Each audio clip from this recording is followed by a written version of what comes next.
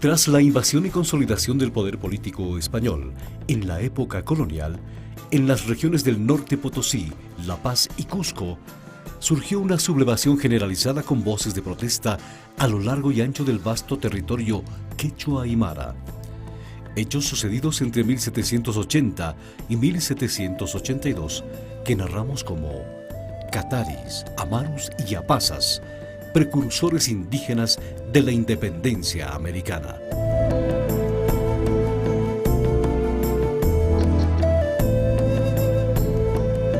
Alrededor de 1740 nació Tomás Catari en Faracachi, Ayllu Collana, parcialidad Urinsaya de San Pedro de Macha, provincia Chayanta. No se sabe absolutamente nada de su niñez. Reconocido como indio natural y principal del pueblo de Macha, Tomás Catari llegó a ser el personaje central en la defensa de los derechos indígenas de Chayanta en contra de los abusos de las autoridades españolas y criollas a través de la mita, el repartimiento, el tributo y obligaciones hacia la iglesia. Catari pretendía ser cacique de Macha e encontró como adversario al mestizo Blas Doria Bernal, impuesto como cacique por la autoridad española.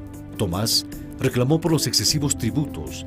Como respuesta, fue encarcelado y azotado. Tras ese incidente, se trasladó a la ciudad de Potosí, donde logró la suspensión de Doria Bernal.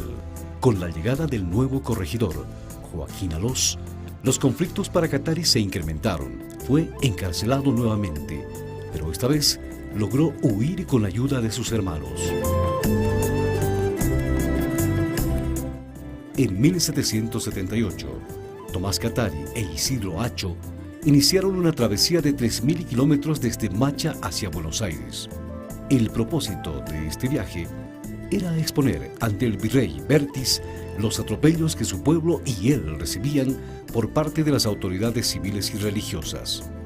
La demanda decía: siendo diarios y consecutivos los padecimientos, miserias y necesidades que experimentamos los desvalidos indios tributarios, vasallos muy fieles e hijos indefensos de vuestra merced, ya con las tiranías de los corregidores, ya con los perjuicios de los gobernadores españoles o mestizos, para que nos beban la sangre, aniquilen a nuestras mujeres e hijos.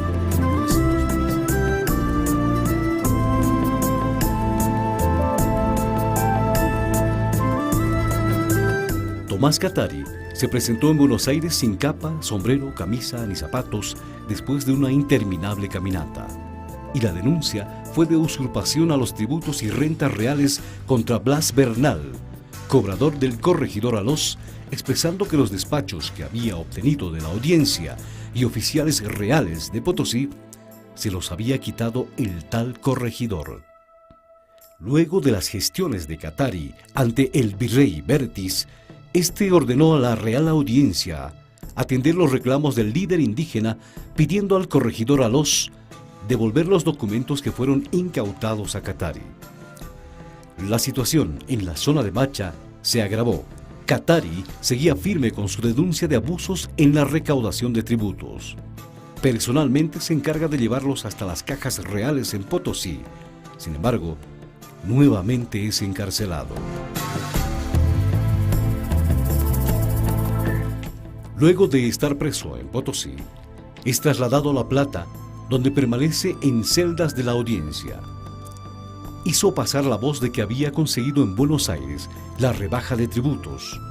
Esto conmovió a sus hermanos, quienes anduvieron de pueblo en pueblo anunciando que se habían alterado las encomiendas y deseaban, por tanto, ver libre a Catari, a quien llamaban padre. Los rebeldes dieron un plazo a las autoridades para que liberen a su líder, o caso contrario, debían atenerse a las consecuencias. Alós, atemorizado, pidió auxilio, alertando que estaba en peligro toda la provincia.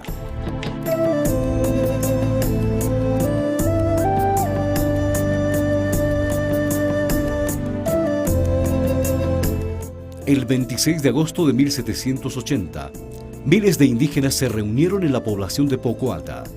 Exigieron cambios y, por supuesto, la liberación de Tomás. En esta batalla murieron algunos españoles y cerca de 300 indígenas. Catari escribió al virrey Bertis relatando que Isidro Acho recibió un pistoletazo de parte de Alós. Esta dolorosa muerte inquietó los ánimos de los sublevados y usaron defensa natural. En la plaza de Pocoata hubo muchos cadáveres de españoles y de sublevados. Esto ocasionó la captura de uno de los enemigos más odiados, el cacique Blas Doria Bernal, quien es pasado a degüello. Alós es desnudado y obligado a firmar documentos. Luego es trasladado a un cerro donde permanece 2 días para luego huir. Este hecho obliga a las autoridades de La Plata a reconocer a Catari con el título de cacique de la doctrina de Macha. Así comenzó, con anticipación y dramatismo, la gran sublevación general de los indígenas.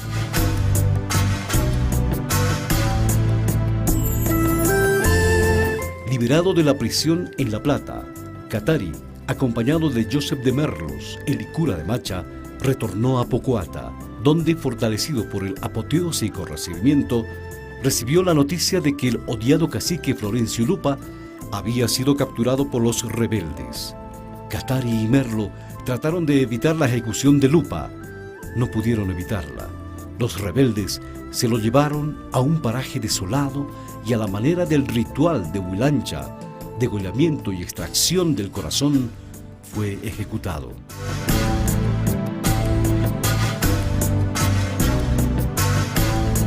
Catari recorría la provincia cuidando que la gente no sufra más abusos de las autoridades españolas. Álvarez de Villarroel, azoguero y coronel de las milicias de La Plata, decide la captura de Catari y trasladarlo a La Plata.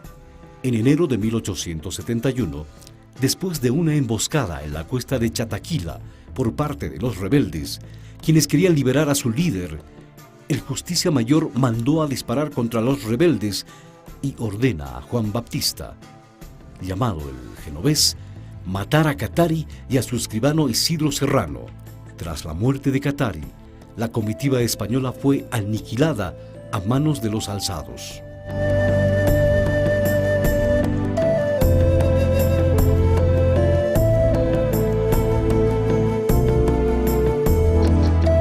La furia se convirtió en tristeza.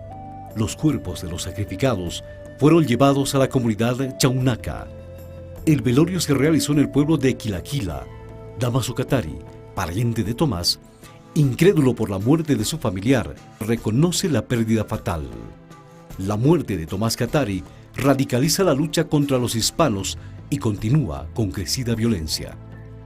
A la muerte de Tomás, Dámaso y Nicolás Catari toman el control de la rebelión.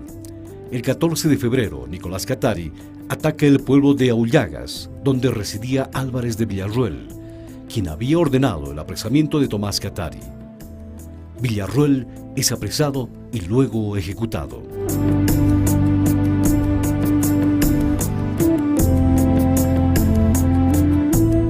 El primer aviso de violencia en la Real Audiencia de La Plata fue la llegada a Quirpinchaca de la cabeza y el corazón del cacique Florencio Lupa. La población se conmocionó y obligó a las autoridades a convocar a los hombres para defenderse. Es así que nace el Regimiento del Cuerpo de Abogados de Charcas, liderado por el doctor Juan José de Segovia, primer rector criollo de la universidad. Dámaso Catari, con un ejército de 15.000 hombres, ocupa las poblaciones de Pitantora, Quilaquila y Potolo. La derrota a la cabeza de Dámaso en la batalla de Punilla marcó el fin de la sublevación de Chayanta.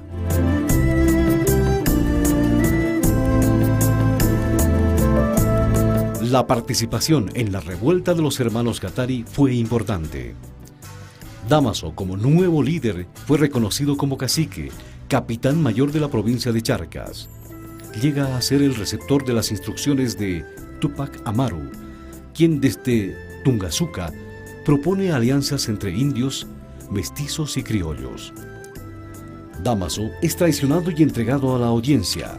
Tras un corto juicio, es condenado a muerte.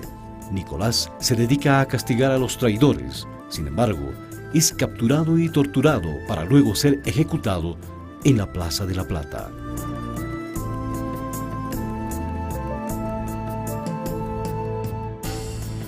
Tres fueron los motivos para el surgimiento del conflicto en febrero de 1781 en Oruro. La elección del cabildo que excluía la representación criolla, la caída de la economía minera en manos de los españoles y el surgimiento de la rebelión en Cusco, a cargo de Túpac Amaru. Estos hechos dan lugar a una alianza entre criollos, cholos, mestizos e indios, quienes deciden atacar el cabildo de Oruro y derrotan a los chapetones. Por desacuerdos entre indios y criollos, la alianza fracasa, por lo que se posterga la sublevación.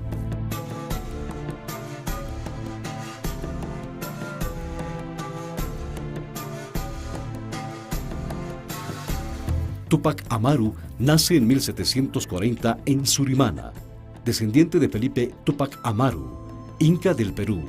Según una descripción del coronel español Astete, Túpac Amaru era un hombre de mediana estatura, muy blanco para indio y poco para español. Tenía majestad en el semblante, vestía siempre de gala. Sobre la casaca traía siempre un uncu de lana tejida. Traía también dos ondas tejidas cruzadas sobre sus hombros en forma de banda y una tercera amarrada a su cintura. A principios del siglo XVIII, cuando la campaña de extirpación de idolatrías estaba en un punto alto, dominado por la política eclesiástica, se crean dos colegios reales jesuíticos para los hijos de caciques. Uno en Lima, llamado Colegio Real de Príncipe, y otro en Cusco, llamado San Borja, conocido como Colegio de los Ingas Nobles. Es allí donde se educa Túpac Amaru.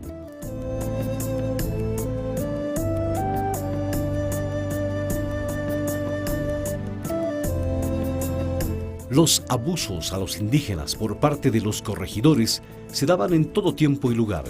Surgieron reclamos airados por las provincias, inclusive en Canchis y Canas, donde residía Amaru.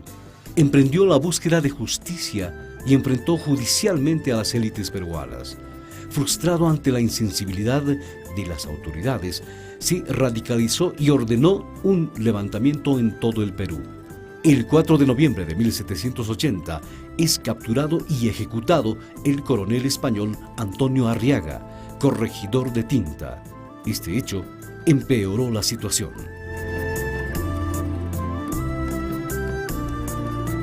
La muerte de Arriaga hizo que José Gabriel Condorcanqui asuma el nombre incaico de Túpac Amaru, y lo primero que exigió fue que terminara la mita en Potosí, con los odiosos repartos obligatorios.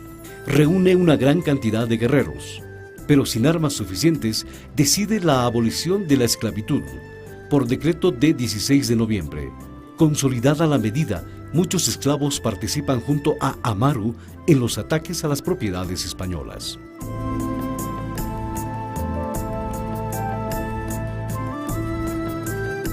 Al amanecer del 18 de noviembre de 1780, mientras las tropas realistas descansaban, son rodeados por una numerosa fuerza rebelde. Los españoles se repliegan a la iglesia. Amaru los conmina a que se rindan, lo cual es rechazado. La iglesia arde producto de una explosión, donde mueren 576 personas y caen heridos 28 criollos. Este hecho conmociona a la sociedad cusqueña y en particular al clero, que dictamina la excomunión del líder indígena.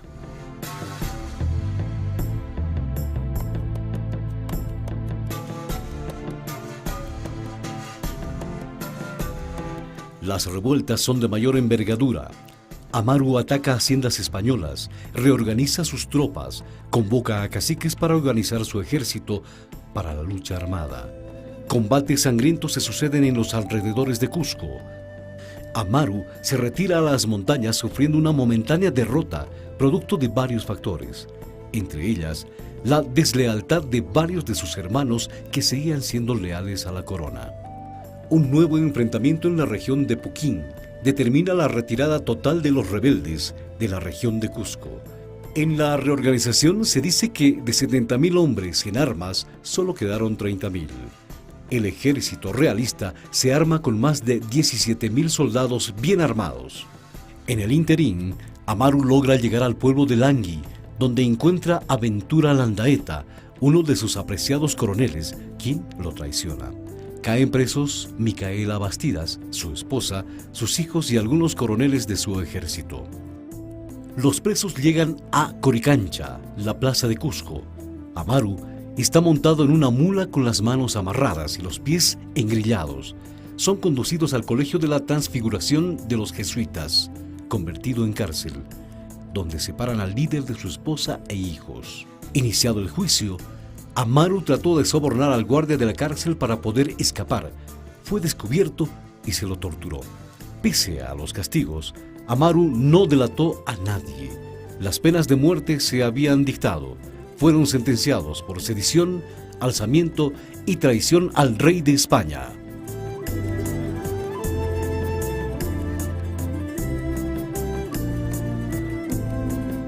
La sentencia decía: en la causa criminal que ante mí pende y se ha seguido de oficio de la Real Justicia contra José Gabriel Túpac Amaru, cacique de Tungazuca, en la provincia Tinta, por el horrible crimen de rebelión, con la idea de quererse coronar señor y libertador de las llamadas miserias de esta clase de habitantes. Condeno a Túpac Amaru a que sea sacado a la plaza principal, arrastrado hasta el lugar del suplicio, donde presencie la ejecución de su mujer, Micaela Bastida, sus hijos Hipólito y Fernando. Concluida estas sentencias, se le cortará la lengua y después, atado por cada uno de los brazos y pies a las cinchas de 4 caballos, que partirán a las 4 esquinas, de forma que quede dividido su cuerpo en otras tantas partes.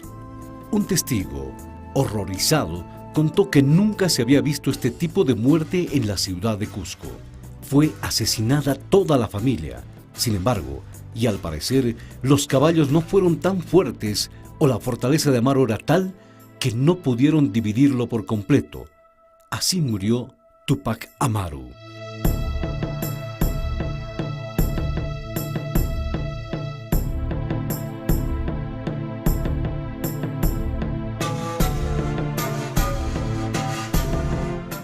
Derrotado Amaru en el Cusco, la sublevación se traslada al Collao, región del lago Titicaca. Este nuevo frente es organizado por Diego Cristóbal, Andrés Mendigure, parientes de Amaru, y Antonio Bastidas, hermano de Micaela.